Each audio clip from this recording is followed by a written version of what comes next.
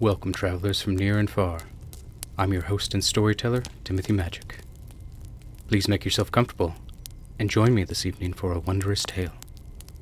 Tonight we will be reading from the complete fairy tales of the Brothers Grimm. A caution to younger travelers. These stories are translated from their original German collections and may contain darker imagery than many of their American counterparts. With that, I present to you this evening The Frog King, or Iron Henrik. In olden times, when wishing still helped, there lived a king whose daughters were all beautiful. But the youngest was so beautiful, the sun itself, which had seen many things, was always filled with amazement each time it cast its rays upon her face. Now there was a great dark forest near the king's castle, and in this forest, beneath an old linden tree, was a well. Whenever the days were hot, the king's daughter would go into the forest and sit down at the edge of the cool well. If she became bored, she would take her golden ball, throw it into the air, and catch it. More than anything else, she loved playing with this ball. One day, it so happened that the ball did not fall back into the princess's little hand as she reached out to catch it. Instead, it bounced right by her and rolled straight into the water. The princess followed it with her eyes, but the ball disappeared, and the well was deep, so very deep she could not see the bottom. She began to cry. She cried louder and louder, for there was nothing that could comfort her. As she sat there grieving over her loss, a voice called out to her. "What's the matter, princess? Your tears can move even a stone to pity." She looked around to see where the voice was coming from, and saw a frog sticking its thick, ugly head out of the water. "Oh, it's you, you old water-splasher," she said. "I'm crying because my golden ball has fallen into the well." "Be quiet and stop crying," the frog responded. "I'm sure I could help you, but what will you give me if I fetch your plaything?"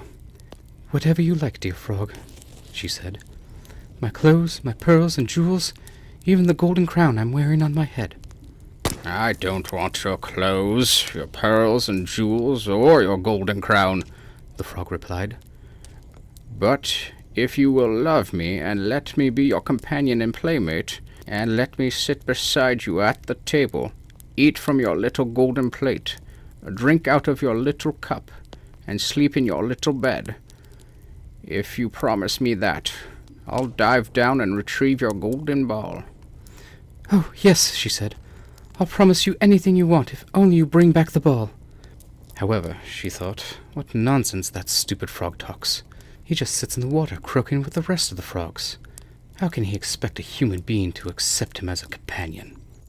Once the frog had her promise, he dipped his head under the water, dived downward, and soon came paddling back to the surface with a ball in his mouth. When he threw it onto the grass, the princess was so delighted to see her beautiful plaything again, she picked it up and ran off with it. "Wait, wait," cried the frog. "Take me with you. I can't run like you." He croaked as loudly as he could. But what good did it do? She paid no attention to him. Instead, she rushed home and soon forgot about the poor frog, who had to climb back down into his well. The next day, as she sat at a table with the king and his courtiers, and ate from her little golden plate, something came crawling, splish, splash, splish, splash, up the marble steps. When it reached the top, it knocked at the door and cried out, "Princess, youngest daughter, open up." She ran to see who was outside. But when she opened the door and saw the frog, she quickly slammed the door shut and went back to the table in a state of fright. The king could clearly see her heart was thumping and said, "My child, what are you afraid of? Has a giant come to get you?" "Oh, no," she answered. "It's not a giant, but a nasty frog." "What does a frog want with you?" "Oh, dear father, yesterday I was sitting and playing near the well in the forest. My golden ball fell into the water, and because I cried so much, the frog fetched it for me, and because he insisted, I had to promise he could be my companion. But I never thought he'd get out of the water. Now he's outside and wants to come in and be with me." Just then there was a second knock at the door, and the voice cried out, "Princess, princess, youngest daughter, open up and let me in. Have you forgotten what you promised? Down by the well's cool water? Princess, princess, youngest daughter, open up and let me in." Then the king said, "If you made a promise, you must keep it, and go and let him in." After she went and opened the door, the frog hopped into the room and followed her right to her chair, where he plopped himself down and cried out, "Lift me up beside you." She refused until the king finally ordered her to do so. Once the frog was on the chair, he wanted to climb onto the table. When he made it to the table, he said, "Now push your little golden plate nearer to me so we can eat together." To be sure, she did this, but it was quite clear that she did not like it. The frog enjoyed his meal, while each bite the princess took got stuck in her throat. Finally, he said, "I've had enough. Now I'm tired. Carry me upstairs to your room and get your silken bed ready so we can go to sleep." The princess began to cry because the cold frog frightened her. She did not even have enough courage to touch him, and yet, now she was supposed to let him sleep in her beautiful, clean bed. But the king gave her an angry look and said, "It's not proper to scorn someone who helped you when you were in trouble." So she picked up the frog with her 2 fingers, carried him upstairs, and set him in a corner. Soon after she had gotten into bed, he came crawling over to her and said, "I'm tired and want to sleep as much as you do. Lift me up, or I'll tell your father." This made the princess extremely angry, and after she picked him up, she threw him against the wall with all her might. "Now you can have your rest, you nasty frog!" However, when he fell to the ground, he was no longer a frog, but a prince with kind and beautiful eyes. So, in keeping with her father's wishes, she accepted him as a dear companion and husband, whereupon the prince told her that the wicked witch had cast a spell over him, and no one could ever have got him out of the well except her. And now he intended to take her to his kingdom the next day. Then they fell asleep, and in the morning, when the sun woke them, a coach drawn by 8 white horses came driving up. The horses had ostrich plumes on their heads and harnesses with golden chains.